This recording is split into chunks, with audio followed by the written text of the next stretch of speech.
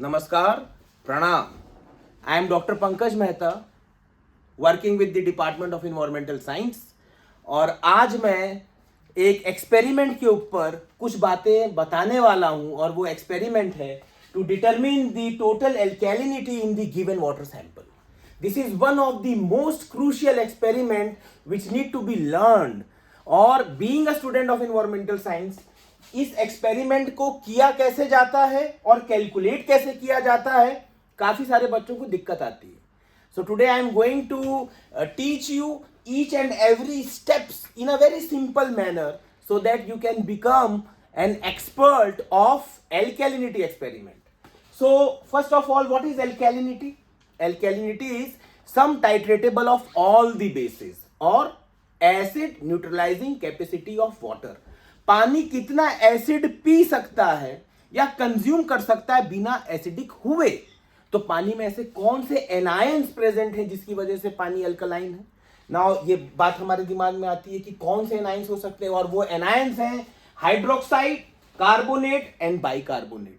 Water is alkaline because of the presence of these three anions, hydroxide, carbonate and bicarbonate. अब ये तीनों anions तीनों एक साथ एक समय पे पानी में नहीं होंगे. अब ये भी सोचने वाली बात है, तो कौन से anion होंगे, किसकी वजह से पानी अल्कलाइन है. So there will be 5 conditions. पानी में या तो केवल हाइड्रोक्साइड हो सकता है, पानी में तो केवल कार्बोनेट हो सकता है, या पानी में केवल बाइकार्बोनेट हो सकता है. ये 3 कंडीशन है. चौथी कंडीशन क्या बनती है, हाइड्रोक्साइड एंड कार्बोनेट. और 5वीं कंडीशन कार्बोनेट और बाइकार्बोनेट. अब आपके मन में क्वेश्चन आ रहा होगा, सर हाइड्रोक्साइड और बाइकार्बोनेट भी तो हो सकता है. छठी कंडीशन वो आपने नहीं बताई. वो इसलिए नहीं बताई because hydroxide and bicarbonate will react to form carbonate. So पानी में 5 ही कंडीशन एग्जिस्ट करेंगी. Water is alkaline only because of hydroxide, और ओनली बिकॉज ऑफ कार्बोनेट, और ओनली बिकॉज ऑफ बाइकार्बोनेट, और because of the presence of both hydroxide and carbonate. Condition number 4. And condition number 5 is carbonate and bicarbonate. So एक साथ तीनों anions नहीं होंगे. ठीक है. अब जब हम एस्टिमेट करेंगे total alkalinity, so alkalinity is divided into 2 parts, phenolphthalein alkalinity and total alkalinity. Alkalinity का एस्टिमेशन जिस टाइट्रेशन से हम करते हैं उस टाइट्रेशन को हम कहते हैं एसिड बेस टाइट्रेशन. अब एसिड बेस टाइट्रेशन में we are using certain indicators, because अब एसिड बेस है तो आप एसिड से टाइट्रेट कर रहे हैं, उसको हम कहते हैं टाइट्रेंट. टी लगता है. और पानी का सैंपल जिसको हमने माना हुआ है कि ये पानी अल्कलाइन है, इसको हम कहते हैं टाइडरेंड, बिकॉज इसमें हमें स्ट्रेंथ नहीं पता है. जिसकी स्ट्रेंथ पता है like 0.1 normal H2SO4, it is titrant. अब phenolphthalein alkalinity means we are using phenolphthalein indicator. phenolphthalein indicator pH number 8 पे सेंसिटिव होता है. ये पिंक कलर देता है अगर पानी का pH 8 है तो आपने क्या करना है, पानी का सैंपल लेना है. Suppose if you are taking 100 ml of sample in a conical flask, add few drops of phenolphthalein. The color will change into pink if phenolphthalein alkalinity is present. अगर पिंक नहीं आता है तो आप कहेंगे phenolphthalein alkalinity is absent. अगर pink आ गया then you have to titrate the sample with 0.1 normal H2SO4 और उस पिंक कलर को डीकलराइज करना है. कितनी ड्रॉप्स में डीकलराइज हुआ, you make a note of it. Is it clear? So this is the manner in which we calculate P alkalinity, means ml of 0.1 normal H2SO4 consumed, कितनी drops गई या कितना ml गया, multiply with the strength of the acid, that is 0.1, multiply 50 is equivalent weight of calcium carbonate, because we are expressing alkalinity in the terms of calcium carbonate, multiply 1000 divided by amount of sample. इससे हमें पता लग गई P alkalinity. दूसरा part है methyl orange alkalinity और total alkalinity. अगर water sample में हम मिथाइल ऑरेंज इंडिकेटर डालते हैं और टाइट्रेट करते हैं सैंपल को, तो हमें टोटल एल्कैलिनिटी पता चल जाती है. So take the water sample again in a conical flask. अब देखिए बैचेस में करना है. सैंपल एक ही है, उसको 2 कोनिकल में आप डिवाइड करिए. 100 ml कोनिकल ए, 100 ml कोनिकल बी. एक में फिनोल्फथालीन इंडिकेटर आपने ऐड किया है, और अगर उसको आपने टाइट्रेट कर दिया, अगर पिंक हुआ था तब तो पी प्रेजेंट है. अगर उसमें पिंक हुआ ही नहीं तो दूसरा वाला कोनिकल लीजिए और उसमें ऐड करिए methyl orange. The colour will change to yellow, and then you have to titrate it till it turn pink. अब कितनी ड्रॉप्स में येलो से पिंक हो रहा है, बिकॉज यहाँ पे क्या कलर चेंज हुआ था, वो था पिंक टू कलरलेस। यहाँ पे आपने ये कलर चेंज किया, और यहाँ पे क्या कलर चेंज हो रहा है टोटल में, yellow to pink.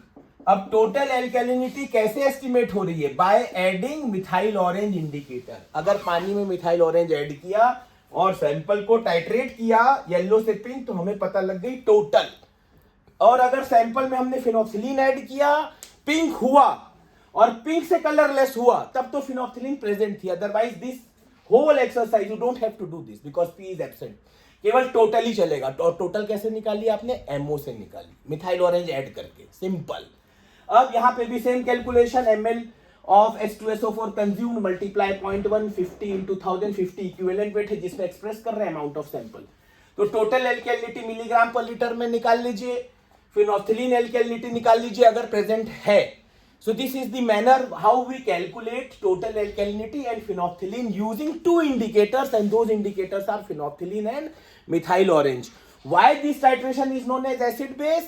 Because the color change, ये जो color change हो रहा है ना, pink से colorless and yellow to pink, it is because of the change in the pH. We are changing the pH by adding the acid. तभी इस titration को हम कहते हैं acid base titration.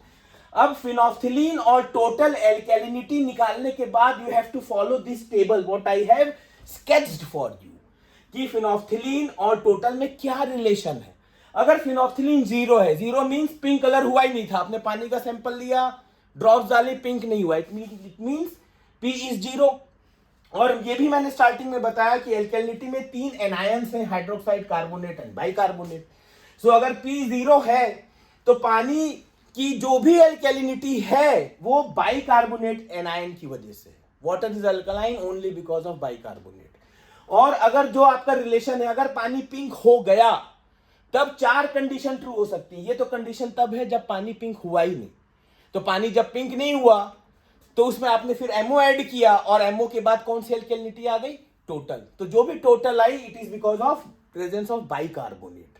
और अगर पिंक हो गया तो अब 4 कंडीशंस ट्रू हो सकती हैं, P is equal to T, और P is half of T, और P is more than half of T, और P is less than half of T।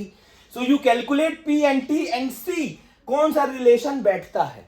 If P is equal to T then only hydroxide is present, ये दोनों anions नहीं है।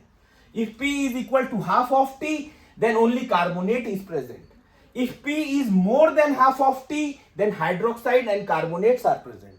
And if P is less than half of T, then carbonate and bicarbonates are present.